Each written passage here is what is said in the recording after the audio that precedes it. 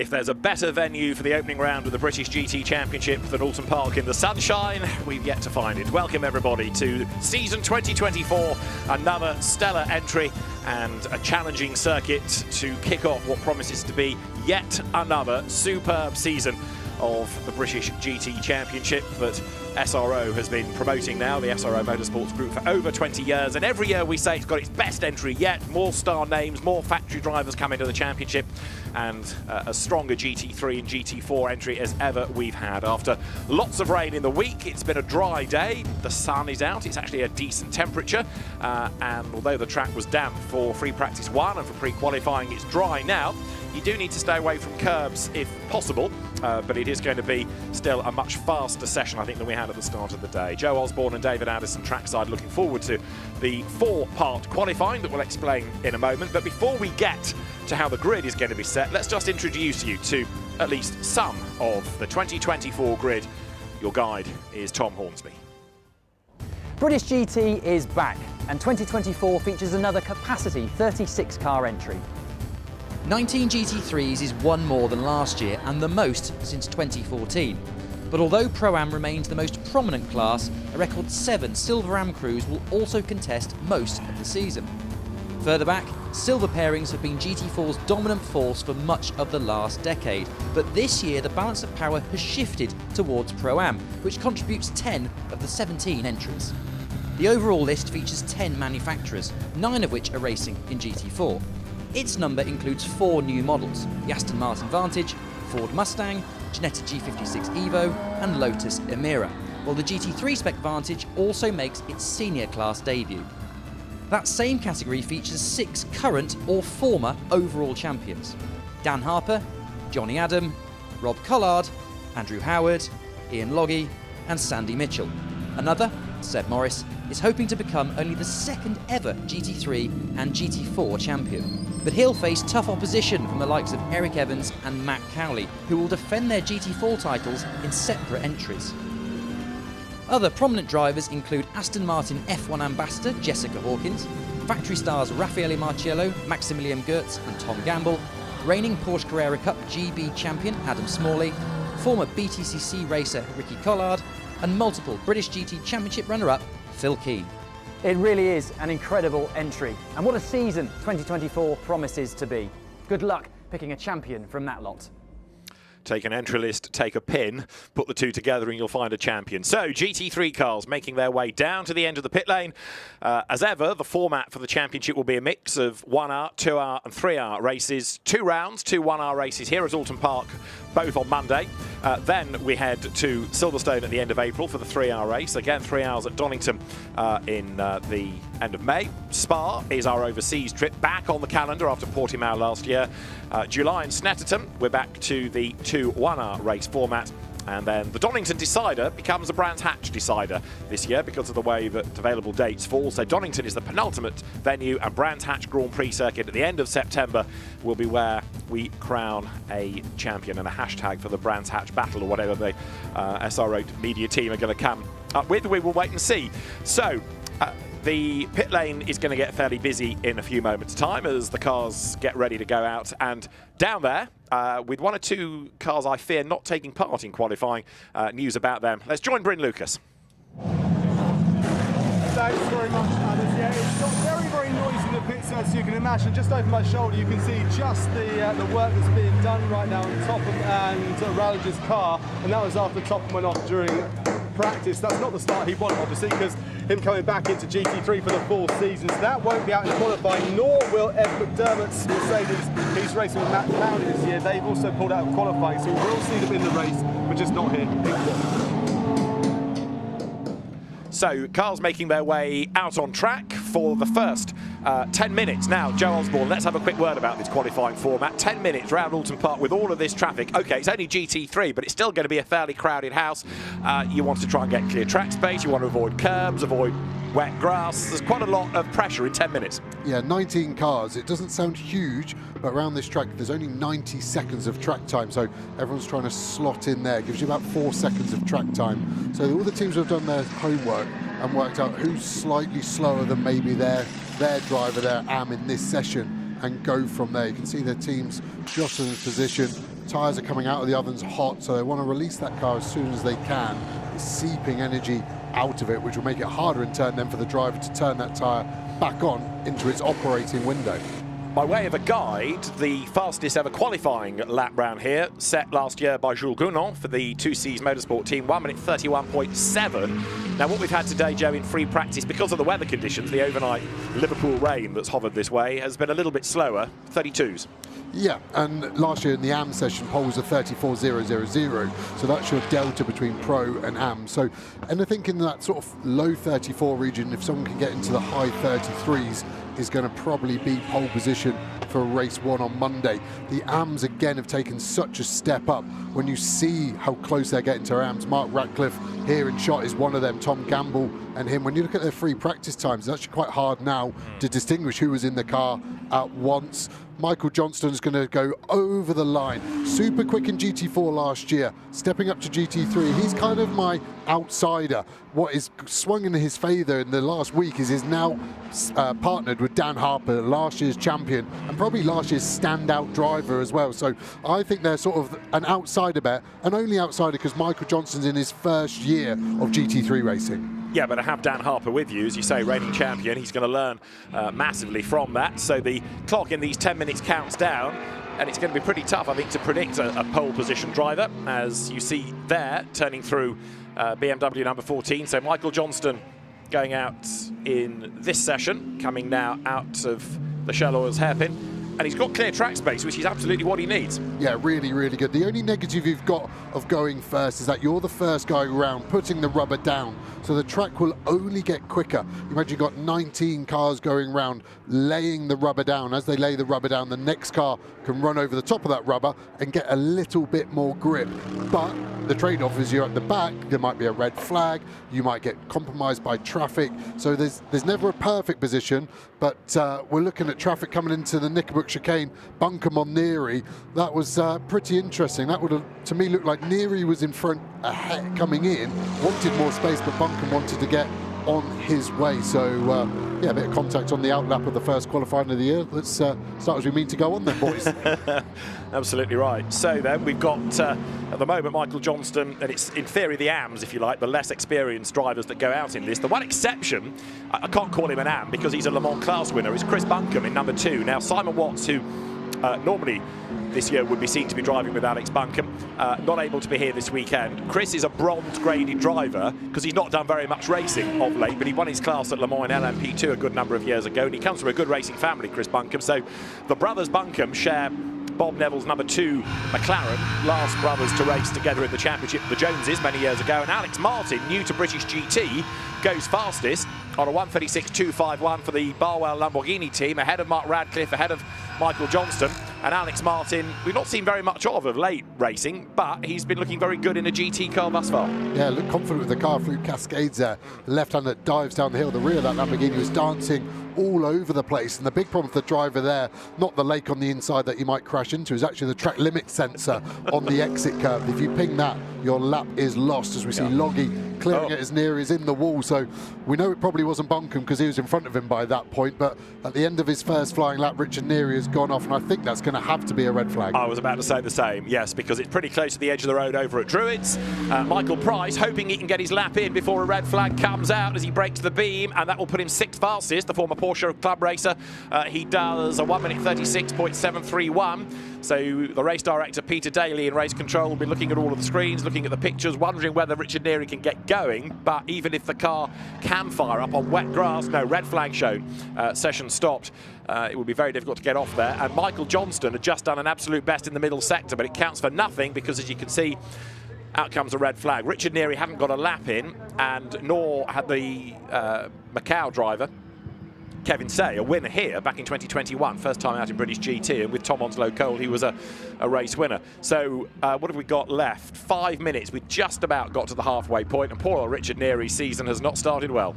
No, there's a fair bit of damage to the front of that Mercedes. We saw his son, Sam, go off there in the race, didn't we? And get stuck in the gravel. So it's quite late on in the corner, but we saw Adam Smalley go off there in practice as well. And it's just these GT3 cars have got so quick that a small error now, a high-speed corner like Druids, apex speeds will be about 120, 125 miles an hour. The energy's got to go somewhere, and there isn't enough runoff for that car to stop, basically. But probably a 5-6 minute probably delay is now, can the guys that are coming back in get these tyres to fire up? The team's got a dilemma. So they want track position, leave the tyres on the car so they can get out quickly, but the tyres will be colder, or do they take them back off, put them in the tyre oven, keep them at the optimal temperature? But even with fast mechanics, that's still probably 25 seconds from cooling the tyres from the oven to the car. So let's see if anyone takes them off. Looks like Blackthorn going to take these back off and probably put them back in the oven for Petrobelli. And when we talk about favourites, I think this car really stands out, not just because of the livery, but the experience of Petrobelli, the pace of him, teamed up with Johnny Adam, the guy that doesn't not win British GT championships. It's a lovely sort of infectious disease he has there. Yeah, just very quickly to mention, Andrew Howard's lap has been taken off him because of a track limits offence. Right, let's quickly head to the pit lane. Let's join Bren. Thanks, David. Yeah, Sandy, it's great to see you here. It's great to see you back in the championship, the 32nd season of the British GT. You've won it before, and across the garage from you is a man who's also won it before with you back in 2020. Yeah, it's great. It's great to have two cars with Barwell in all three championships this year, also competing in Europe. And yeah, you know, the team and the car I know really well now, and I think both cars have been really competitive all weekend up until now. And yeah, I think we're sitting just P1 at the moment. It's pretty tight out there, but I think we're going to see some improvements if this goes green again, based off of the AM lap times from practice. So it's not all done yet, even though we're looking good at the moment. Well, last season you raced with Sean Balfe, who's moved onto a different team as well, and he was a rapid partner to have as well. So tell us a bit about your racing partner, who's with Team Parker last year. Yeah, Alex is a really strong AM driver. You know, he's got a history a little bit in the touring cars, Ferrari Challenge and Porsche Carrera Cup, and then first time in GT3 was last year, and then yeah, moving over to the Lamborghini this year. So he's really enjoying the car. He's probably a little bit less well known to a lot of British GT fans and media and stuff like that, but I think he's a bit of a dark horse in this championship. So yeah, we're going to be all fighting every round, and we're going to be in this championship fight, I think. Well, of course, you would be trying to go for another title. That's obviously the aim at the very, very start. And it's always quite exciting for us looking on, because the first race come Monday that we see, it's the first and only time of the season that everyone's starting from the same point almost. Yeah, it's Oulton's a tough one. You know, it's a tricky circuit. As you can see, you know, Richard, they're one of the most experienced AM drivers around here on the grid, and seems like he's made a small mistake or something's gone wrong. So yeah, it's very easy to make mistakes here, so it's all about just minimising mistakes, coming out of here with good points, and then after that we can really crack on. So that's our main aim this weekend. So you have to wait and see what happens at the end of Monday. Very quickly, though, looking down the line as well, there's Ian Loggy, a very, very good AM driver, with Phil Keane, the equal winningest driver in British GT. So they're also looking very, very formidable. And you look down this pit lane as well, there's a huge competition. Just how hard is it going to be this year to get your hand even on a podium, let alone a championship? Yeah, I think the level's super high. I mean, we've said it for a few years now that British GT's really come on the way up, but I mean, with the the number of pro drivers, fast young drivers as well, so the silver level's super high, almost basically pro level. You know, you've got a good handful of factory drivers, and the AM level this year is super high. You know, there's a real bunch of drivers in there that are super quick, and I think it's going to be ultra competitive. And yeah, the difference between being on the podium and being outside the top 10 is going to be really small. So being consistently up there is going to be the key this year, I think. Yeah, consistency is key. Look, we wish you all the best, Sandy. Thank you very much. Thanks, nice one. So there's the pit lane, which is going to be quiet for a few more moments just before we get the dramas at Druids cleared. And it is Alex Martin, the fastest at the moment, 1:36.251. Let's have a look at a flying lap around Oulton Park. Yeah, so we saw a glimpse of it at Cascade. So coming into Old Hall, there's just lots of little bumps. So you can see the car jolt around, gets the front in nice to the bollard, on the throttle, little tentative. This is his first fly, and that's why the lap time at the moment, although good enough for pole, still 2 seconds off. Into Cascades, gets it in early. He's obviously not super confident rear. Watch his hands, a little lively, but pretty calm towards the end of the lap. So the next lap we saw, obviously he's pushing on a little bit more into Island, super fast. Does he lift? Just breathes off the throttle, gets the car in. You can hear the floor kiss as he touched the curb. Big brake for Shell Oils. Super banked here, so you can run up high, then tuck it back down. Look like the car's still dancing. Maybe the rear tyres not fully up to temperature yet, which is quite expected to be. Into the first chicane, hold it right, jump over the curb. Could probably use a bit more curb than that on the first left. Big slide here, the traction control working hard. V10 screaming all the way down. Maybe thinking, I don't want this car in front to compromise me. brake at the one board, all the way down to second gear, hold it over to the right, left, and then compromise this exit. Hold it more left to get a good exit out of Knickerbrook, rotate the car and go. There's no track limit sensor there on the exit, so use all the way up to the grass. Under the bridge, aim for the tallest tree, that brings you out over to the right. Through Water Tower, hold it to the left. Druids where Neary went off. Soft brake in, touch the first apex, run to the middle. Second apex in, blind over the crest. Rear might light up, look like good traction on Lamborghini. Last corner, when you're on a good lap, you don't want to mess up. Brake when the track plateaus out. Bring it in on the brakes. Use the bollard again on the inside as your reference. Track limit sensor, big rotation. Over Deers, leap, and over to the right. I mean, I didn't get a chance to take a breath over that lap, and that's how it feels when you drive Oulton Park in the GT3 car. It's like a roller coaster without rails, and that's why we have lots of crashes here. Well, Alex Martin, as we've been saying, hasn't done that much racing of late, but has made a big impact on GT racing, fastest thus far. Now, when the clock starts again, we've got 5 minutes and 10 seconds. The regulations say you must do 2 flying laps. Well, Kevin Say hasn't done a flying lap at all. Ignore Richard Neary for the moment. He hadn't, but we know he's not going to go back out because of the damage. Andrew Howard has got a notional lap time, but his best has been taken away for track limit offences. So really, Andrew Howard has got the pressure on. Kevin Say has got huge amounts of pressure. And we are going to have Richard Neary and Chris Buncombe investigated after the session for that incident down at Hislops. So that's going to be looked at after the session. Right, back to the pit lane. Bryn, who have you got this time for us? Well, Marcus, it's a familiar surroundings for you car-wise, but a totally new team. And I was talking to Morgan just before you started this, and he said it's so much nicer for you guys because you can just focus on the racing. Yeah, it's a very different approach for us this weekend. Obviously, last few years we've been running our own team and running customer cars, but yeah, this weekend we've been able to just focus on our own driving and getting the best from the car. So it's a nice position to be in. Last season we saw you both perform really well. We know you've got pace in the AM and the Pro. We know that you both can do it. So what is the aspiration this season? I was talking, as I say, earlier on, and the general consensus was top 5? Yeah, I think this weekend we've never really had a smooth run at Oulton Park. Last year we had a third in the first race and a DNF in the second, and the previous year we had 2 pretty rubbish results really. So if we can get out of this weekend with some good points on the board, and then we can crack on from here. Well, best of luck. Thank you.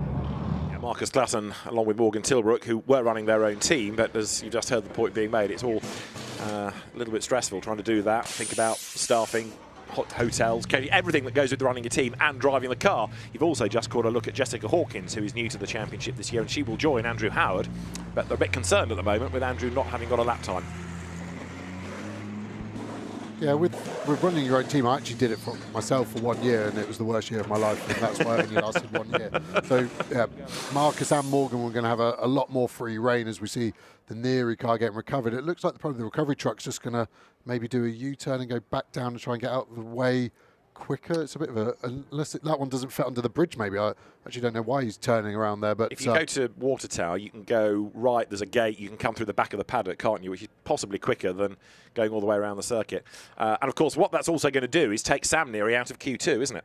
Yeah, that's the big problem. So race 1 is definitely bad. Yeah. And race 2 is now definitely bad. They're going to be starting last. There's no other position they will be starting. Because this session determines the grid for race 1, and Q2, different driver, determines the grid for the second race. And that number 8 Mercedes is now going to be at the back for both. That's Chris Buncombe, who is going to be investigated after the session for the contact we saw at Hislops against Richard Neary. But it's good to have Chris Buncombe along with Alex in the championship. And of course, both of them sons of former racer Jonathan Buncombe, who was a very successful saloon car racer, occasional British Saloon Car Championship, Thunder Saloon racer in its first year, won every race with Vince Woodman, and Super Saloon race winner as well. Ian Loggy in the charismatic D2 liveried Mercedes, ready to go. Ian Loggy third. So it's Alex Martin at the moment, the fastest from Mark Radcliffe, who's really come on in the last 12 months as a GT driver. Ian Loggy is third. We didn't really touch on John Ferguson. We had an onboard shot as he was heading back to the pit lane, but to make the point about John, he stays with Raffaele Marcello, but they switched to a BMW for this year, so new team for Ram Racing, a new brand for Ram Racing, I should say. Right, concern for Andrew Howard. What are the thoughts on Jessica Hawkins about all of this? She's going to be out in Q2, but first is with Bryn. Well, first of all, Jessica, it's great to see you here. Not an unfamiliar face around these parts, but it's great to see you in a GT car. Yeah, no, it's about time. I've been associated with the brand for about 4 years now, so I think it's about time I race one. So very happy to be here. How did it all come about? I know we were watching on, and last season we think we saw you around here as well, just kind of ironing it up. So. Yeah, I think I started speaking to Andrew maybe a year ago about options for this year. He hadn't yet decided if he wanted to continue the pro route or go silver. I think he decided pro, but then I managed to get a taste today or a few laps in the new GT3 when it first came out, and it went really well. And things changed very quickly after that. So yeah, I'm here now, very happy and feeling. There's a lot to learn, a lot to learn. It's all new. It's not as if I'm a accomplished GT3 driver in other things or anything like that. So all learning, and I'm hoping for a solid weekend. But I think our championship is really going to start in round 2. Well, look, we've seen you in tin tops with TCI UK. We've seen you in the Open as well. Hopefully, we'll see you do well in GT3. Good luck. Thank you very much. And has also raced within the British Touring Car Championship for one event. Right, so green flag flies. There is number 18, Kevin Say, in the Mercedes, just ahead of Andrew Howard. So there you've got 2 cars, 2 drivers, Joe, that definitely need to dig deep here. They can't hang about, and they've got to be oh so precise as well. Yeah, they've only got about 15 seconds of margin, I think, to complete this outlap and get 2 flyers in to satisfy Peter Daly in race control that they can drive at the pace that's needed for this. Then Loggy behind them, hustling them on, but I don't think any of them are going to back up for a space. So Howard, if he thinks he's faster than Say in the Mercedes, has got to overtake him on this outlap. So it's a bit of a racing qualifying. It's going to be an interesting one. The team will be telling him sort of a delta time that he's got as we go on board with Andrew Howard. The only Evo version of the Aston Martin that is racing this weekend. So yes, we've got other Aston Martins too with Blackthorn, but this is the only Evo one. There's very subtle differences. If you're looking for the obvious ones, it's the rear wing is much higher and the front grille is much wider. So that's how I'm able to sort of spot the 2 differences at the moment. The livery looks great on that one as well. So got the first car that's going to go round the paddock GT3 car, so he's got the clearest track. I think everyone would have cleared the pit lane quite quickly, so I don't think he'll catch anyone as he crosses the line. But Smith here got to get going. I think he would want to be higher than P12 where he is right now. Yeah, sharing with Martin Plowman, but again, it's going to be a different looking grid, race 1 to race 2, with different drivers doing the times. We've only got 3 minutes to go. So Andrew Howard now is onto a push lap, so is Kevin Say as they go down towards Old Hall Corner. Here, as we've been saying, number 9, Mark Smith, only 12 fastest. Now it's a proper flying lap, so let's see what he can pull out of the bag as the clock ticks on down. And there, through Island Bend, the McLaren with the road to itself comes up towards that banked hairpin at Shell Oil's corner. You can see the car jumping around under brakes there. It's always a hard place to get the car set up. You want it quite stiff for the fast, high-speed stuff to give you a stable platform, but that stiffness then hurts you in these slow-speed chicanes and all the bumps that are in the brake zones here at Oulton Park. It's an old circuit. Even though it gets resurfaced every few years, it still has those bumps. It's the character of it. Look at that BMW looming there. Looks like Johnston's had a good first half of the lap. He's really caught Smith up there. Sector-wise, Kevin Say is purple in Sector 1. So as we shoot to him here, he's had a really good start to the lap. He had a bit of an off there in practice at that chicane, so he's through there clearly. What's in front of him? Mark Radcliffe, he's got probably 2.5 seconds to him. It should be enough with Radcliffe's pace, even if Radcliffe is just setting a lap up. Yeah, Kevin Say, who races on occasions in the GT races of Macau, but we've seen a lot of in the GT World Challenge Europe Endurance Cup in the last few seasons, as well as racing in British GT, normally in British GT for the Sky Tempesta team, but it's for 2Cs Motorsport this year, and he shares with Maxi Goetz, so that's a really good combination of drivers. Kevin Say is a quick an plus if you like. Maxi Goetz, DTM champion, Blancpain Sprint champion a few years ago, Spa 24 Hours winner. That's a great combination. You're getting greens from drivers going quicker, which was what Sandy Mitchell was predicting, but a purple means better than anybody. Rob Collard has just gone second with an absolute best last sector. Where does Kevin Say feed in? He goes top of the times, 1:35.289. Take that, everybody. Yeah, it's quick. I still think there's going to be a 34-something to take pole. Who's it going to be? The McLarens are lighting up the screens now. The Lamborghinis are still improving, but that Mercedes of Kevin Say, I think he's probably got another one. Remember that's his first flying lap completed in this qualifying session. He'll be telling himself now, right, I can improve this, I can improve that, I can find a little bit more, and I think it is going to have to be another 3 or 4 tenths to secure it. Rob Collard, you can see his touring car roots there smashing the bollard out of the way. You won't want to know the front bumper's £6,000 on that Lamborghini, but if it's worth half a tenth, then I'll take it. Kevin Say, absolute best yet again in sector 1. This is Rob Collard, as you can see, coming down through his lots. He's done a personal best in the first sector, sharing with Ricky, his son, who, like Dad, now moves from touring cars to GT. Rob runs a little bit wide, coming out of Knickerbrook Corner, up Clay Hill, through Water Tower and on towards Druids. Kevin Say, an absolute best sector 1. Alex Martin, an absolute best sector 2. So Mercedes versus Lamborghini at the moment. The other Lamborghini, Rob Collard, down in that second sector, possibly by going a bit wide at Knickerbrook. Yeah, you can see the car bottom out, and obviously it loses traction. Last corner looks clean on entry. How's exit looking? Nice. It's going to be close. Everyone's getting there, aren't they? It's starting to really wind up the pace. Kevin Say hasn't improved his middle sector on the timing screen. Purple's the best. Yellow means you haven't improved. Green is your personal best. So it's going to be hard to see. We're getting people now taking the checkered flag, so no more laps are going to be complete after this. Giacomo Petrobelli, a lap disallowed. That puts him down to 17th, penultimate in class. Andrew Howard is still in the 16th, make that 15th now as he takes the flag. Ian Logie goes up to second. Look, Kevin Say remains the fastest and he's bailed. He's pitted, so the work done.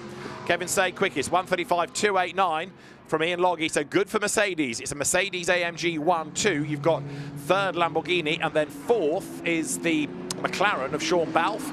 Lamborghini fifth, Rob Collard, and an improvement. John Ferguson's BMW into the top 10, and Petrobelli just, as he takes the flag, salvages that by going up to 12th. Mike Price goes up to 8th. There's another time being disallowed. Carl Cavers, BMW lap time disallowed. So it's all shuffling, partly because of what people of the times people are doing, and partly because of track limit offences. Yeah, and the tyre will be dropping off now, and that was probably made worse by the red flag. Them going hot and then cold. It's harder to turn the tyre back on. Maxi Gotts is pretty happy with that at the moment. When you look at the timing screen, it doesn't really look like anyone's going to be able to get him, but pretty messy session because of that off. So I think everyone's done pretty well to get onto the pace quite as quickly as they did. But have a look at the margins. Kevin Say to Ian Logie, 75 thousandths. Back to Alex Martin, 900ths. Then 400ths to Sean Balfe. Okay, 2/10 back Rob Collard, and then it's 18 thousandths. And there's a 3,000th margin between Michael Johnston and Mike Price.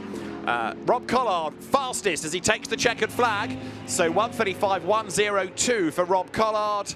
And Andrew Howard's had another lap time taken off him for track limit offences. So it shuffles right the way to the very end. Maxi Gotts was looking happy. He might not be quite so ecstatic now, but well done, Rob Collard. That was a good lap to round out the session. Yeah, definitely after the tyre it peaked as well. So some real sort of grit and determination from Rob there to sort of hustle that car all the way round Oulton Park on that last lap. But you talk about the tyres going off, Rob would, in a sense, point to his early days of racing, which were on ovals, where you don't get a warming up lap. You come out, clutch start on a cold, dirty track of an evening. It's also one of the reasons he was always one of the great overtakers in touring cars, because he can pull moves on the outside where other people wouldn't even consider doing them. But yeah, a tyre going off or a less than perfect track surface, that doesn't faze Rob Collard a bit. Yeah, it's a great string to have in your bow, especially against AMs, who sometimes are the opposite way on that spectrum. So yeah, he's going to be super happy. Pole position at Oulton Park is so important.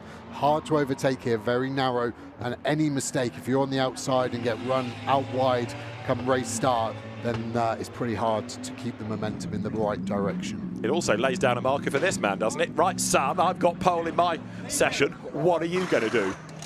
Yeah. Ricky Collard in Sandy Mitchell's overalls. Trust me, that is Ricky Collard in them. As you can see from the crash helmet. Former British Touring Car Championship racer, Formula 4 race winner against Lando Norris.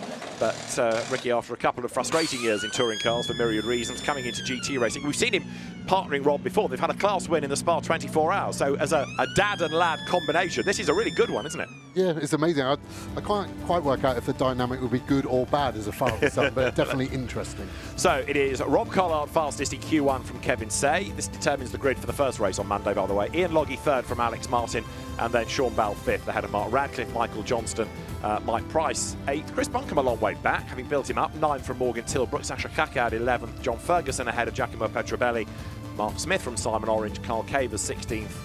Andrew Howard with his lap offences only 17th, and Richard Neary never got a lap in, and has worked for the ABBA Racing team before Monday.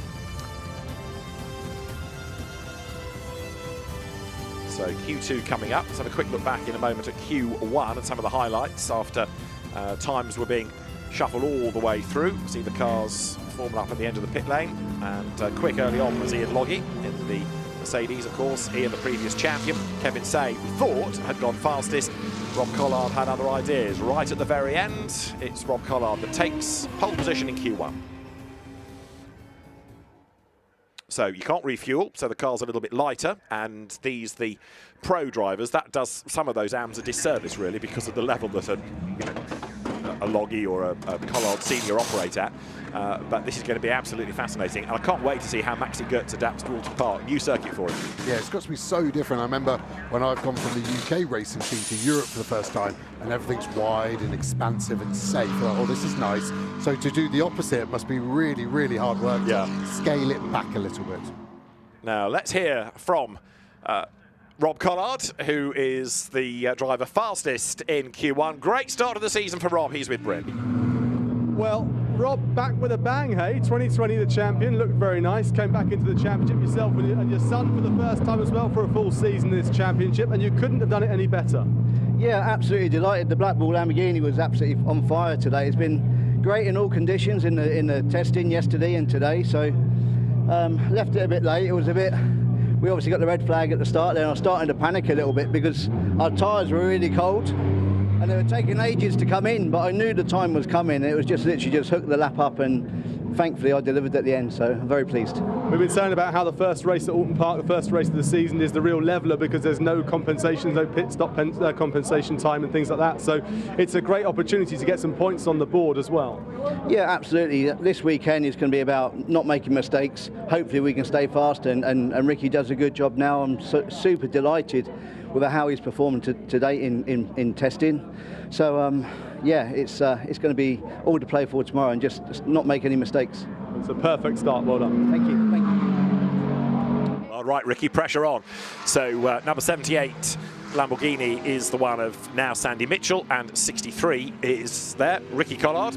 Ricky's main worry thus far, and he said it on media day, he's been saying it this morning in the paddock as well, is whether his mullet is acceptable for a British GT.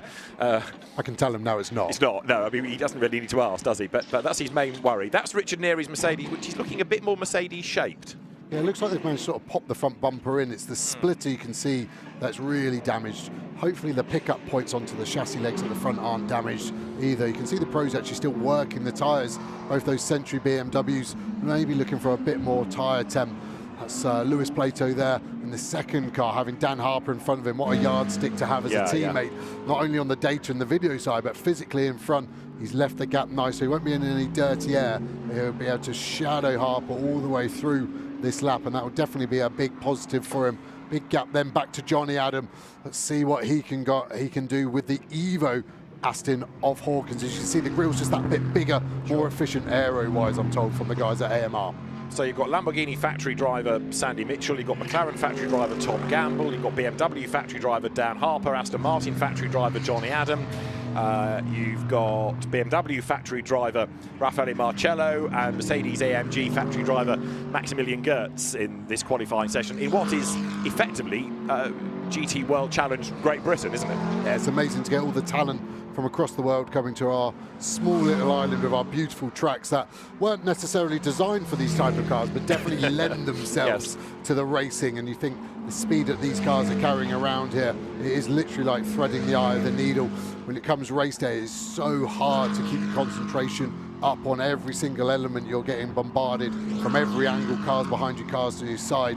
Qualifying is the only bit where it's all about you, and you've just got to maximise the performance out of the car at that single given moment. Yeah, we talk about Oulton Park being narrow. Well, not necessarily. It's the cars that have got wider. Bear in mind, even in the early 1980s, this circuit played host to contemporary Formula One races. There was the British Formula One Championship for a few seasons that morphed into an MCD single-seater championship for still relatively contemporary Formula One cars, but as cars have got wider over the years, it makes the circuit look very narrow indeed. Now here, hustling on, is Ricky Collard. So we've seen what Dad can do. Sandy Mitchell has just illustrated what the Lamborghini can do in this session because he's the fastest on a 1:33.097. Remember, they're kind of aiming for a 1:31, a high 1:31 to be comparable to Jules Gounon from last year. Sandy Mitchell from Tom Gamble from Alex Buncombe at the moment is the order. Across the line then goes number 63, Ricky Collard, third fastest. So not for long, Marcus Clapton now goes third fastest. Yeah, there's quite a different strategy there. You can see Smalley was still hanging around. We've got purple sectors coming in from Phil Keane, yet to register a lap. They obviously went out a little bit later, looking for that sort of slightly more optimal track grip level. Gamble crosses the line. Where does he go? All the way up to first position, 32.8. We're within a second now of that Gounon lap, aren't we? So here we go with Phil Keane, just under a 10th up, hustling it. You can see his eyes through that big wide visor.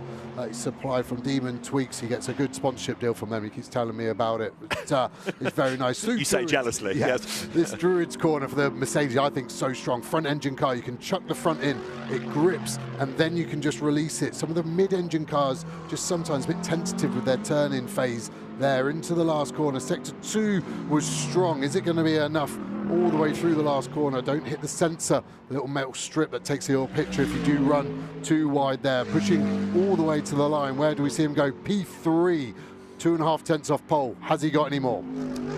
There's certainly the time available, just 4 minutes, so there's time for one more lap. Sandy Mitchell the fastest by only 17 thousandths from Tom Gamble. Phil Keane third, as you've seen. Martin Plowman, he's up to fourth. Ricky Collard is fifth. Alex Buncombe now sixth. Johnny Adam has just gone seventh, ahead of Raffaele Marcello. So there's a little fight going on between those two, but only seventh and eighth. Marcello, Johnny Adam, bit of a surprise in a sense that they're further down. Up to fifth now, Callum McLeod, who's still rather overlooked and underrated, bearing in mind that when he was winning in Formula Ford, it was against Porsche factory driver Nick Tandy, but Callum's career didn't go quite as stratospheric as Nick's did, but he's still a very, very rapid driver indeed. Here, down towards Lodge Corner, once more comes Sandy Mitchell. This is the fastest car in the session, but he's lost a bit of time in the middle sector of this lap.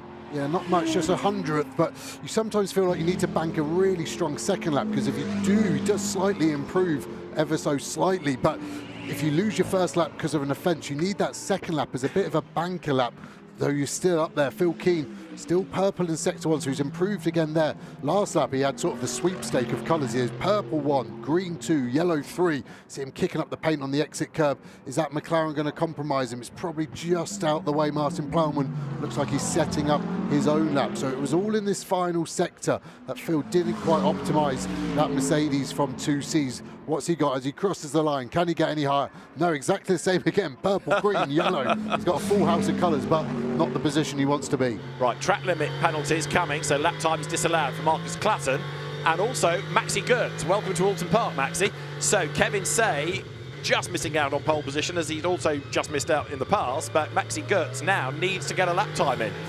It might be one of those dig deep efforts right at the very end of the session. You're riding on board now with Jessica Hawkins, who is only 13th fastest and goes across the line and doesn't improve on that lap. Dropped 5 seconds somewhere, so possibly an easier lap to let the tyres recover. But here is Maxi Gertz, and where is this lap going to put him? It's going to be a crucial one as he breaks the beam, goes briefly fourth down to fifth because Ricky Collard goes ahead of him. But right now, Maxi Gertz just needs to get a proper lap on the board. Really does as well. It's quite a big gap to his teammate in Phil Keane. And I think Gertz has lost his lap again. He has. So yeah, gone again. That's 2 laps taken off him. Don't like it up them, do they? Come over here trying to take our tracks off us. But yeah, he's now got to get it in. The tyre is well past its best. And this could be his last. He's going to get 2 more laps, isn't he, with the time remaining. So he's going to have to really, really dig deep here. This could be sort of saving what he can get. I think maybe a top 6 is probably the most realistic position he can get now. And these track limits infringements are all coming at Old Hall Corner. It's running a bit too wide on the exit, and that's where there's one of these pressure pads, the sensor, so there's not really much argument about it as you look at Adam Smalley, the reigning Porsche Carrera Cup GB champion, but switching to a different championship and a different brand in the Duckham's-backed Garage 59 McLaren that he shares with Sean Balfe. And Adam Smalley had an off in the second practice session this morning. Has regrouped from that, needs to put a decent lap on the board here. Just over a minute still on the clock. Sandy Mitchell still going quicker in sector 1, and he's fastest by 1/10 of a second. Yeah, and we're looking at Smalley, a big slide out that last corner. Maybe Hawkins just distract him in front, but Balfe, when he drove that 59 car, was the quickest McLaren. Smalley goes up to 5th, now the second McLaren. So really, really wide there from Mitchell. Could hear the car bottoming out. It wasn't just the floor, it sounded like the chassis. It was a metallic noise, but still pushing on. This is, at the moment, well within sort of a 10th of his best lap. So it's really, really consistent from Sandy Mitchell here. Maxi Gertz has got a lap for the moment, but it's only good enough for 15. But at least he's got a lap time, but doesn't help him hugely. that's not necessarily what 2Cs are expecting out of a factory driver, to not really be able to put a decent lap in or keep a decent lap. But actually, the man ahead of him is the reigning champion. Dan Harper's BMW is only 14th. Yeah, look at the BMW's group together. Marcello, Lewis Plato ahead of Harper and sister teammates. That's a standout performance for someone that's in 13th position. And sometimes you have to factor in cars don't go as well as other cars, as that Bollard has finally fallen over in the first chicane. Had been standing up better than I think Mike Tyson after a couple of big hits. But Maxi Goetz is still, he's a 10th off his best lap. So it's going to be really, really difficult. Not only is Oulton Park difficult, but the overtaking at Oulton Park that we keep talking about is even trickier. So this is going to be a real tough Monday afternoon for him if we cannot get inside the top 10, really. And you don't expect a factory driver to be right at the very back of the class when you know the car's got pace, and he's going to be at the back of the class because this isn't an improved lap either, as you can see off the sector times, because of him infringing track limits. Look at Sandy Mitchell in contrast, Lamborghini factory driver, because he's done another absolute best in the first sector. Even though you might expect the tyre not to be at its best, he is still able to push and find time. I don't expect, I know that tyre isn't at its best. The Pirelli is in a brilliant tyre, but it's a very peaky tyre. So we tend to see Goetz goes up to 13, so that's going to be hard. We tend to see a peak of lap 2, lap 3 possibly, but to be hanging on at the end of his 6th lap is absolutely unreal. So that Lamborghini is not only quick, but good on his tyres. It's not overworking them. He has finally given up. I think that's to not put everyone to shame, almost. He could have been on pole. I think he's playing the game a little bit there. You can see the cars stopping to go into Parc Fermé. Now they've done both qualifying sessions, they will go there. You can hear him screaming, come on. I don't think there was anything too expletive on top of it, but Sandy shouting so loud, our onboard camera actually picking it up. So I think they're going to be pretty happy as a team, Barwell, with their overall qualifying session. He's in the traffic jam because the sister car of Ricky Collard can't get through the gap through the barrier coming into Parc Fermé. So in the pit lane, now attention turns to the GT4 teams, which will have the same principle, one driver, one session. Well, while we wait for the cars to fire up and the track to clear, let's have a quick look at the results of Q2. Provisionally, it is then Sandy Mitchell the fastest. This determines the front of the grid for race 2 on Monday. Sandy Mitchell, Lamborghini from Tom Gamble, McLaren, Phil Keane, Mercedes, and then Ricky Collard ahead of Adam Smalley and Martin Plowman. Callum McLeod, 7th from Marcus Clutton. Alex Buncombe, 9th, and then Hugo Cook, 10th ahead of Johnny Adam, Raffaele Marcello, Maxi Goetz 13th, Lewis Plato from the reigning champ, Dan Harper, then Jessica Hawkins and Tom Roach. So some big names out of position, if you like, further down the order than you might have expected. However, they will be much smiling at Barwell Motorsport, that is for sure. And for team principal Mark Lemmer, that's a really good start to the year. He can reflect on that with Bryn. Well, Mark, smiles all round from Rob just to your left-hand side, presumably from this side as well, with Sandy about to get out of the car. Yeah, from my point of view, from a team boss point of view, both sides of the garage are happy, which is quite unusual in this sport, but no, super job all round, really. Looking at your lineup this year, you've got to manage two sides of the garage that are both going to have their eye on that top prize. How is this going to play out over the course of the season? Have you looked into that crystal ball of yours? All I can tell you from experience is it's going to get harder and harder as the year goes on. Everyone's friends at the moment. We're working together as a two-car team. Everyone jointly debriefs. We pull the information, but I know that it won't be like that at the final round. So we've been there before, but it's going to be good fun. Enjoy it while you can, Mark. Well done for today. Cheers, thank you. All smiles for the moment. GT4 coming up. Let's just have a quick look at the highlights of the second part of qualifying for the GT3 cars. So you had Phil Keane looking rapid early on and stayed there or thereabouts throughout the session. Adam Smalley still adapting to a whole new sort of car, the McLaren 720S, and he for Garage 59 fighting the similar car of Tom Gamble, who was second, but Sandy Mitchell taking pole position for the Barwell Motorsport Lamborghini team. GT4 gets stronger season after season, whether it's in the British Championship, whether it's in World Challenge Asia, whether it's in the French Championship, which is purely for GT4 machinery, or of course the GT4 European Series. And although they're not as quick, these cars, as GT3, they always give great racing. There's one of the new cars for this year, the evolution of the Ford Mustang, and it makes just the most fantastic noise as well. It sounds just awesome.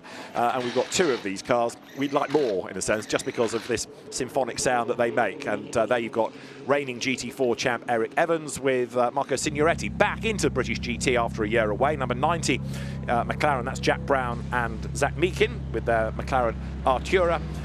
Yeah, as I say, Joe, they're not as quick as GT3 cars, but the racing is every bit as intense. Yeah, definitely. And we saw this Oulton car nearly win the championship last year. They snatched defeat from the jaws of victory with 3 rounds to go. They just couldn't get across the line. So they'll be back for more as we see the other Artura here of Race Lab working its way through the Supra, Toyota Supra, and the sister Mustang there as well of Will Moore. And you can hear the noise as it crunches up through the clay hill, the trees reverberating. It's beautiful. There's no replacement for displacement, and the American theory of speed is welcome, I think, here in Cheshire. And the Toyota Supra back in the championship after a year away. Toyota Gazoo Racing UK. Kavi Jundu switching from a McLaren, and he will go first. And then Dan Vaughan, who is a previous GT4 champion, joining the team this year after a frustrating time for Team Parker Racing last year with that rather recalcitrant Porsche Cayman. 95 then goes through. Callum Davis doing Q1 in the Race Lab car. And the circuit will be getting busier and busier. The clock ticks on down. 8 minutes, as you see. Callum Davis then here, former Ginetta racer, coming now up through Cascades. Less aero on a GT4 car, but the input the driver has to make, still a huge one.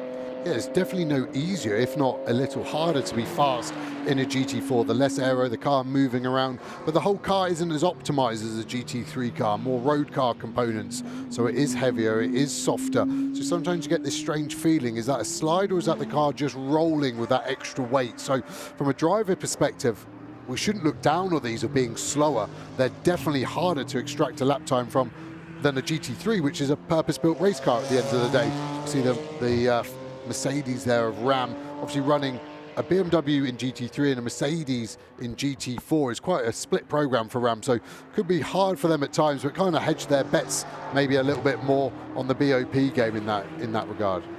Last year's pole time was a 1:39.7 from Charles Clark, so they're about 8 seconds slower than a GT3 car, even on a relatively short lap of Oulton Park.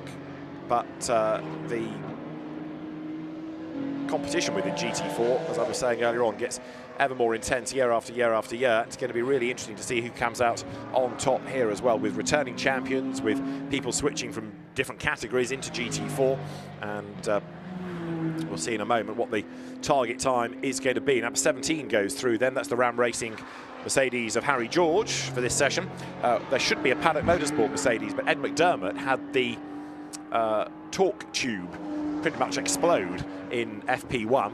It's a bit like the prop shaft, if not a different name for the prop shaft, but it's taking an awful lot of time to try and repair that, so we don't think we're going to see the Paddock Motorsport Mercedes in qualifying, so it goes to the back of the grid for the 2 races, which is a real shame. Fastest then, number 95, Callum Davis, and the target now 1:43.5, but there's more to come, I reckon, as you look at number 61 Mustang now hustling its way out of Knickerbrook. Eric Evans, reigning champion at the wheel. Yeah, it looks like he's going to go straight into the 142s, if not into the 41s with his sector times. And whenever a new car comes into championship, just trying to work out its strengths and weaknesses. The old Mustang was pretty good across the board. For a big car, it was surprisingly nimble on its feet. And yes, it's got a big engine, but of course, all of these cars are being made to do the same lap time, but they are doing it in different ways. So it looks like it's got good traction. Looks like the high-speed aero was good, as we see one of the Aston GT4s, both the Forseti cars actually crossing the line at the same time and going first and second respectively. Yeah, Jamie Day fastest then, 1:41.8, as the Academy Motorsport team watches its 2 Mustangs. Up to second, Mark Warren, new to GT4. He was one of the standout drivers in the Porsche Cayman series, Porsche Sprint Challenge GB last year. winning outright as an AM, beating pros in his first season of Porsche racing. So he's second fastest, and then third is currently number 90, Jack Brown. The best Mustang is fourth, Eric Evans. He's just been over the shoulders of the team looking through the garage while they've watched the car go fourth fastest. But this is the fastest car in the session then, the Forzetti Motorsport Mercedes. Mikey Porter will do Q2, and Jamie Day launching himself over the curb fastest so far.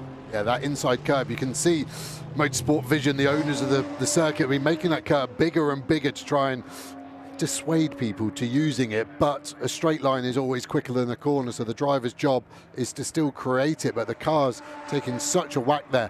You actually have to sort of compromise the setup of the car a little bit in terms of using the curb here. You might want to raise the whole ride height, soften some of the damping or roll bars off, because if you can find 2 or 3 tenths in using the curbs, you take the negative of maybe a tenth or two loss with it just being a bit softer all the way around. We had a purple sector 1, only a yellow sector 2, so not an improvement, but the lap time still at the moment is going to be an overall improvement, and I think it might be needed as some of the other pros in GT4 start to wake up a little bit.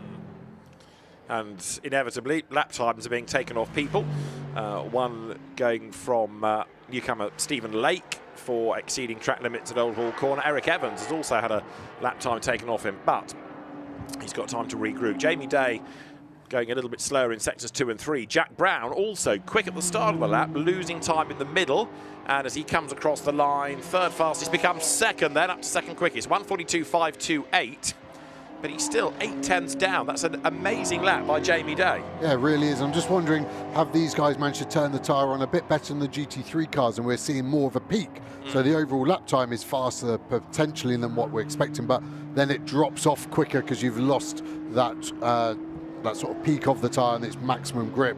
Dawson coming through Druids, probably could have used a little bit more exit curb as he comes into the last corner. You see the car really pitch down under braking, split it to the floor. Nice aggressive turn in there on the steering wheel, unwind the lock. Again, there's just a little bit more curb there. The more you let the car release, the quicker it speeds up, less resistance through the steering, wider angle, P5. Really, really strong lap for that Mercedes. And I think when we see Seb Morris jump in that car, I think that's my tip for pole position as well. Charles Dawson, who was in the GT4 European Series last year, coming to British racing this year. Ian Duggan driving the Mahiki Racing Lotus Emira.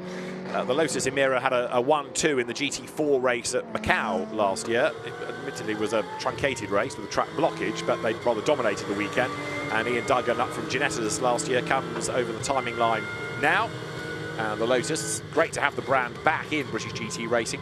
13th, had Lotuses run by the late Hugh Chamberlain, going back 2-3 decades. And number 17 Mercedes here, Harry George at the wheel, is 6th fastest with just under 2 minutes to run.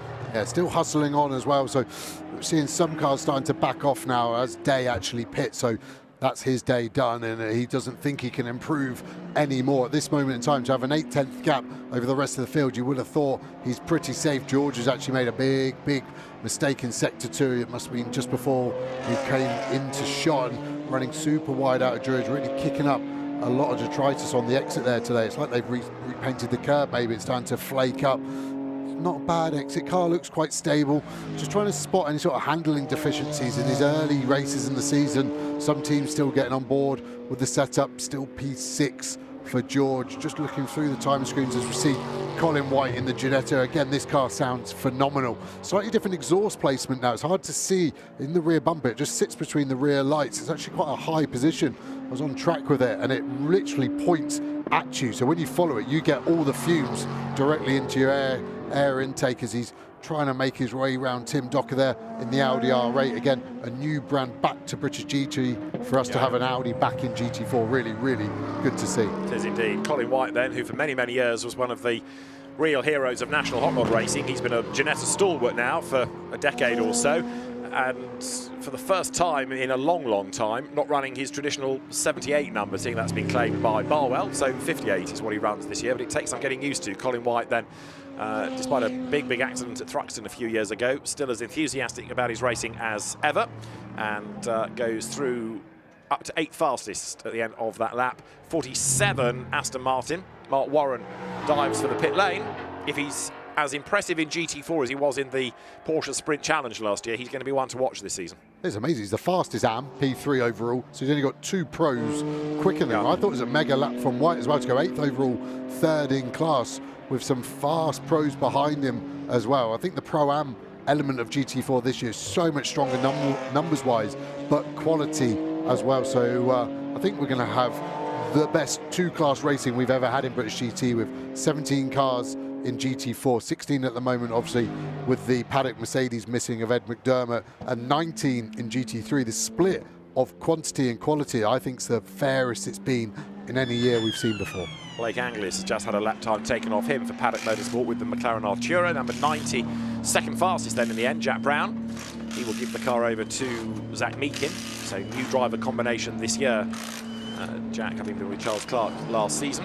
So drivers in many cases don't stay out to the checkered flag because they'd like an extra minute or so to do that driver swap, get the incoming driver comfortable. Here though, the Mustang number 61 of Eric Evans has stayed out to the very end before the Canadian Marcus Signoretti takes it over. It growls its way up Clay Hill. Goes quicker in the middle sector, so 2/10 lost in the first, but clawing back some time in that middle sector. So let's see whether he finishes the lap, Joe. Yeah, car looks really well planted. Multimatic making the car. They definitely know how to make a fast race car. Have been for years and years across lots of different categories, all the way down to second gear. You can see on the dash the biggest number, always the most important for a racing driver, the gear shifting up when all the lights meet in the middle, it seems.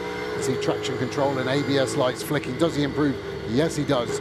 Drags himself up to P6, so you can see him back off straight away, takes the checkered. The GT4 cars, again, just because they're more road car based, definitely work the brakes more. They're heavier and the brakes are smaller, so the in-lap of the GT4 normally is a prep to let everything cool down before they stop. If you come in super hot, all of that heat dissipates out the brakes and can give the next driver a bit of a problem and maybe not quite a fast car. Jamie Day has been an absolute star. Not only is he the fastest, but he's fastest by 0.8 of a second. A very good day indeed. Jamie with Bryn. Well, Jamie, you disappeared off last year. We didn't get to see you out on track. You made your debut 2 years ago. It's gone very well for the brand new team as well here at Oulton Park. Yeah, exactly. It's a fresh start for the team, but also being back myself back in British GT. It's been a mega start back on pole, and yeah, just seeing what Mikey can do in the next quali will just set us up for a very good weekend on Monday. You came in with a fair bit of time to go, 8/10, let that sink in, ahead of second place. That was an absolutely, we call it a stellar lap, but it was that and more. Yeah, exactly. It was a good lap, but also I just wanted to come in, just chill, make sure everything was set up for the next quali, and make sure Mikey's in a good place. I think, yeah, hopefully we can go for another quali like that with Michael. It's not a bad start for the team. Well done. We'll see how you get on Monday. Thank you very much. Well, on the evidence of that, it's going to be most definitely a car to watch. Let's have a quick look at the times. Jamie Day, 0.8 up on Jack Brown, who was then just 41 thousandths ahead of Mark Warren. Callum Davis fourth from Charles Dawson. Eric Evans next from Harry George, and then Colin White. Blake Anglis ahead of Ginetta graduate Ravi Rami. Tom Wrigley a long way back, only 11th ahead of Will Moore. Kavi Jundu next from Ian Duggan, Stephen Lake, and Tim Docker rounding out the time. So those are the 16 that we had on track in GT4. One further 10-minute stanza to go, and that will be for the second driver within the GT4 car. Still GT4 cars coming into the pit lane, so one or two teams are going to have to cycle drivers through quickly, and they'll be a bit late out for Q4. Look at some of the highlights of the session, which included 95, Callum Davis in the race lab. McLaren, 47 we knew was going to be rapid with Mark Warren at the wheel. He will give way to Will Oulton. Second fastest then Jack Brown's McLaren, but the top time by 0.8 of a second and labour the point, Jamie Day in the Aston Martin. Right, they are queuing at the end of the pit lane. The fast lane is open. Number 29, which is the Ian Goff Tom Wrigley BMW, is under investigation. I suspect it might be for going into the fast lane too soon. Yeah, you'd say the evidence is there because he's the first guy in the queue. Yes. So the fast lane only opens a minute before the green light is shown, and that's to just stop everyone just piling out and waiting there, causing sort of a blockage for anyone that might actually still need to get out from the session before. So under investigation, really first race of the season's the only chance you get a bit of leniency. You could maybe just blame a bit of a trigger happy car controller releasing the car as you see. Yeah, it wouldn't be the driver's fault. Blame a car controller, yeah. Never. The driver's always innocent. It's everyone else that's the problem. Right. But yeah, we should be going green now, and so the 10 minutes starts. And now the positive is that 29 car does have completely clear track. So yeah, it'd be an interesting penalty, but you can still see like the Mustang just coming back, the sister car getting pushed back and going. So it's such a tight turnaround. That's why you were saying earlier, David, it's correct. You've got to get the car back as early as you can to give your teammate the best possible chance to get as much running as they can in their session, respectively. And therefore, exceeding track limits, losing lap times, and having to stay out and do more laps hinders that ability to do that easy change. 69 goes down the pit lane now. Nathan Harrison, Mini Racer, Porsche Racer, now Lotus GT Racer. And you can see the potential unsafe release there of the Supra. So the car has to be released into the fast lane, of course, at some point, but it should never impede a car that's already there. Whoever's in the fast lane has priority. If you're approaching a roundabout, it's the same principle. Whoever's on the roundabout has priority. You see the stickers on the rear tyres of that McLaren. That's the new tyre sticker. So that's why the Americans call them stickers, because they have stickers. It's quite a complex algorithm they've used for their naming process there. But yeah, we'll just call them new tyres. Do you want to explain that again, just in case anyone missed it? I think it's because they have stickers on when they're new. I think it's the concept, but it blows my mind a bit. But those tyres being new, 2 seconds a lap faster than if they were 30 minutes old. So you need to be able to get them ready, and you need to push. And some drivers might not have actually driven on a new tyre this weekend because the team wants to keep those new tyres back. Yes, you want to feel it in practice, but you want to keep them for qualifying and for the race, because that's where the points are given. So you have to have a kind of trade-off of, I'm going to go faster if I practice on it, but then I'll be slow in the race because I don't have a set of new tyres that I've kept back, basically. So up towards the timing line, growls number 29 BMW, Tom Wrigley at the wheel of it, Ginetta champion, Porsche racer, number 31, Seb Morris, British GT3 class champion. He'd like to be GT4 champion as well, and be only the second driver in history to do that, the other being Rick Parfitt, who used to partner Seb Morris anyway, but he now joins Charles Dawson. It still takes a bit of getting used to. Team Parker Racing and a Mercedes. I mean, it took a bit of getting used to when it was a McLaren, never mind a Mercedes, after making its name with Porsches. Yeah, Stuart Parker, the team boss there, is like such a big, versatile team now. I think teams get pigeonholed sometimes, bizarrely, with a manufacturer because they do well and then just keep going. But they've actually spread their wings now onto this Mercedes, and the Ram Mercedes behind, super close there. So it'd be interesting if that's sort of a little bit tactical there of Hopkinson wanting to use Morris as the yardstick. Like I said, in the first qualifying for GT4, I think this car is going to be on pole position. Been really strong so far today. Seb Morris super fast, champion, like you said. This is his home track. All the stars are aligning, I think, for a good weekend, especially race 2 for this car.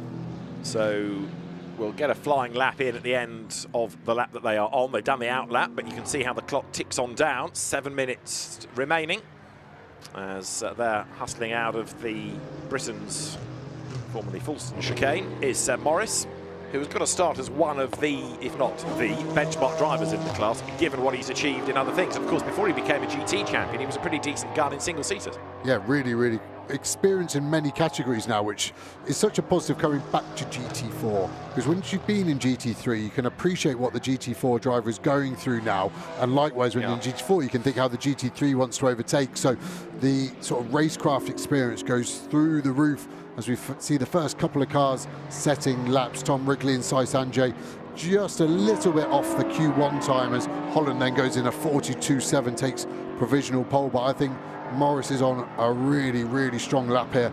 2 purples. Can he make it a full house of purples? The perfect lap, of course, the first flyer. So the yardstick is still moving. Where does he go? All the way. Triple purple. That is beautiful. 41.5. So everything aligns on the fruit machine for him. Charles Dawson looks pretty happy about that. Stuart Parker just leaning back into shot in the middle there will be content as well. So Seb Morris then is the fastest from Charlie Robertson in the Century BMW. Dan Vaughan third in the Toyota, going pretty well early doors. And then you've got Luke Hopkinson fourth, as we see Seb Morris not going any quicker on this lap. He's dropped sometime in the first sector. Up to second, though, has just gone number 90 McLaren of Zach Meakin, 73 thousandths off the Mercedes, and that's Charlie Robertson in the BMW third. Yeah, hustling over the curve there. Got a couple of foot of air under his left-hand side wheels. Charlie obviously leaving Ginetta away, who was a factory driver for many years, maximising circuit width there all the way up to the grass, and he's gone with Ravi Ramreed all the way in, and then going to unwind the steering up Clay Hill. Has he got any more? As we go for a replay, watch this. Look at the left wheels all the way up, and that BMW just lands so well. You see the deflection in the front bumper, the energy that that car is creating, 1,400 kilos landing back on terra firma rather firmly. BMW there have done a mega job with the whole suspension setup there. Who's still improving? Meaking only 700ths behind. Green sector 1 as well. Sai Sanjay now up to P8 in another McLaren Artura. Robertson's going to finish this lap. Don't think it's going to be an improvement. I just wonder if the tyres are already starting to peak for these guys. He does improve, but only by a few hundredths. With 4 minutes to go. So Seb Morris remaining the fastest by 73 thousandths, nothing like the big gap we had in Q1 from Jamie Day, and the Mikey Porter driven Aston Martin. In other words, the car that was fastest in Q1, it's currently 6th fastest. You're riding on board with Zach Meakin, and this is looking good. 2 greens, so improvements as Gordy Much gets the Lotus Emira up to 4th. It was a car that in Gordy's hands was stranded out on track in FP2, but it's going well at the moment. Let's just finish this lap with Zach Meakin then. He's got to try and find 74 thousandths to go top. It's not going to be easy, but let's see what he can do as he breaks the beam then. The McLaren goes over the timing line now and stays second. The last lap was a 41.6, actually fractionally slower in the end than what he had done early on. He junked some time in the last sector. Yeah, it looked like the last corner was almost a bit conservative, and it's easily done as a driver. You have your live delta, it's telling you where you are compared to your best lap. Coming into the last corner, it's easy just to go, right, I'm up on the lap, don't mess up, don't mess up, I've messed up, and just go too conservative. What's he got in sector 1? A purple. What a response. So the car is still there, and that's why I didn't think it was the tyre that had gone off. More of a driver issue into Shell, bit middle of the road. Here's the Lotus, but he's lost his lap now, Gordy Much. Not able to use as much curb. Maybe that Lotus just a little bit stiffer. You can see how low it is into the corner, riding the curbs through the Knickerbrook chicane. Going to bring it in. How does it look? Gordy Much has now got to do it all over again to get that car back up, probably to the top 5 or 6 where he thinks it belongs. In fact, both the Lotuses lost their laps on the last one. Nathan Harrison you saw first, Gordy Much here. Now he needs to go much quicker, I suspect, in order to get himself back to the pointy end of the grid. And the tail wags coming out of Druids. We know that Gordy Much is quick from his Ginetta days. Coming down now towards Lodge Corner. Zach Meakin was still looking at, because he did that purple in sector 1, so keeping an eye to the Lotus Emira, keeping an eye to the McLaren, and an eye to the clock as well, with 2.5 minutes to go. What can Gordy Much do? Breaks the beam. He's got number 79 Audi up the road in the hands of Jordan Albert, returning to British GT. Gordy Much goes 6th. Good recovery. Really, really good. Meakin's given this lap up.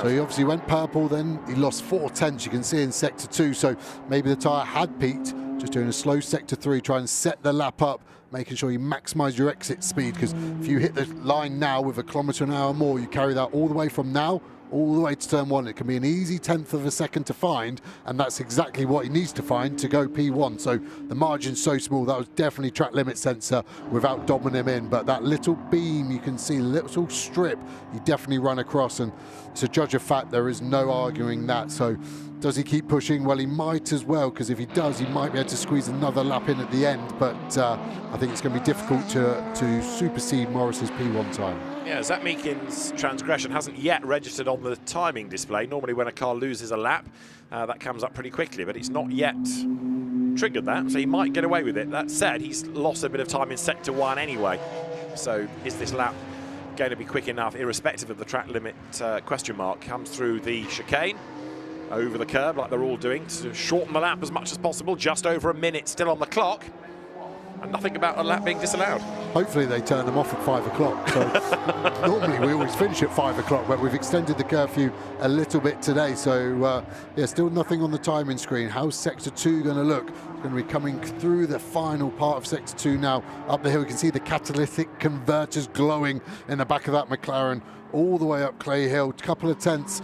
Unless he's got a mega sector 3, which is only 2 corners, it's going to be hard to now find nearly 3 tenths of a second in this last sector to get P1. Yeah, so down in sector 1, down in sector 2.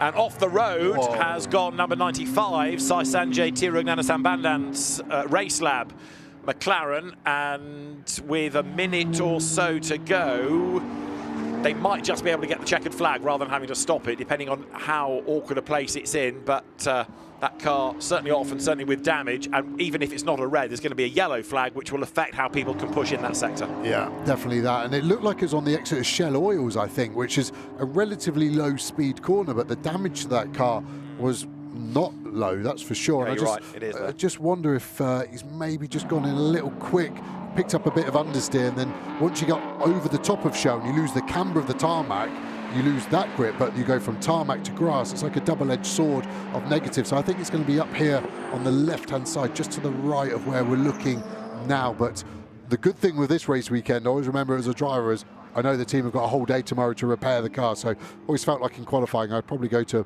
102%, just knowing that I had another 36 hours of repair than I would normally have. So yeah, hopefully the Race Lab guys don't have too much work to do on their Easter Sunday. Well, delight here. Seb Morris taking pole in Q2 for the GT4 cars. He was in Carrera Cup GB for a bit of last year, but didn't do a complete season. It was not a happy year for him, but that's a really good start to a GT4 campaign. And the former single-seater racer, British GT champion, will present himself to Bryn, and we'll have a word from the local driver, because he's from just over the border in North Wales. Seb Morris in a moment or two, no doubt. 73 thousandths of a second quicker than anybody else. And Seb Morris then fastest from Zach Meakin, and then Tom Holland in the Ginetta, third fastest. There is the Toyota Supra of Dan Vaughan, fifth, driver new to the car. But Seb Morris is the hero of the hour, having taken pole position in GT4 for race 2. He's with Bryn. First of all, Seb, it's great to see you back in British GT. 2019 was the last time we saw you. It's a good return, a nice return. I think we saw you walking around on the grid a couple of seasons ago, but not in a car.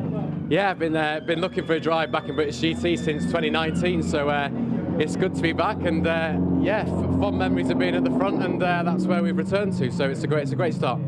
You've obviously got experience in this car because you raced it last season as well, so very familiar going into the first race of the season. Yeah, I mean, this car is just an absolute pleasure to drive. I mean, I got in there, did the time on lap 1, and I just knew that was it for me. Extracted the maximum out of it. The Team Parker are just brilliant guys. I mean, this is still the same team as when I won the championship in the GT3 here, so we're going to pick up where we left off. It's a good start for both of you, though, heading into Monday's races, the 2 one-hour sprint races, as we call them. Leave here with a decent points haul going on. I know you got your eye on the prize because of winning the title in the other format with GT3.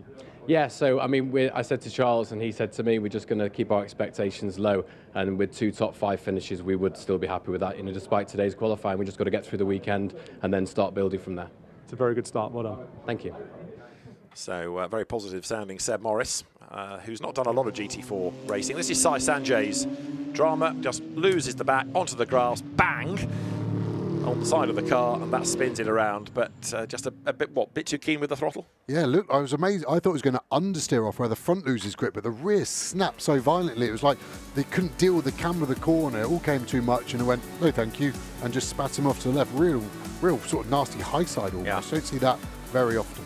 Seb Morris fastest in Q4, the second session for the GT4 cars from Zach Meakin and Tom Holland, Charlie Robertson fourth from Dan Vaughan, and then Gordy Much. So Mercedes, AMG, McLaren, Ginetta, BMW, Toyota, Lotus. How's that for a pointy end of a GT4 grid? 7th, Luca Hopkinson, ahead of Mikey Porter and Will Oulton. Before his crash, Sai Sanjay 10th from Alex Walker and the Ford Mustang of Maka Signoretti. Nathan Harrison's Lotus ahead of Tom Wrigley a long way back in the BMW. Then Jordan Albert and Matt Nicol-Jones rounding out the 16 that we had on track in the second GT4 session. So Seb Morris the fastest, and as we were suggesting would happen, fascinating to see the difference in the order when you have different drivers doing the time, whether it's 2 silvers or even a pro and an am. Yeah, and I know I shouldn't have favourites, but I love Oulton Park for that separate qualifying format. Yeah. When we combine them, you still get your own qualifying, but it gets merged, gets a bit sort of dirty. You can't really work out who was quick, but this comes Monday, race 1, race 2, you start where you did your qualifying, and we get 2 completely different lineups. And there, Seb Morris's Team Parker Racing Mercedes AMG GT4 heading to the Parc Fermé area. Races on Monday, Rich. And they're the Multimatic Academy Motorsport team having a look at 62 and 61, the two Mustangs, then the new Evo car. Racing, of course, will be on Monday from Oulton Park. And there is the super slow-mo of the Jamie Day Mikey Porter Aston Martin that was quickest within Q1. 10:50 in the morning, race 1 will blast underway on Easter Monday. 3:45, all being well, race 2 will get underway from Oulton Park on Easter Monday. Join us for the start of the British GT season on Easter Monday. Bye for now.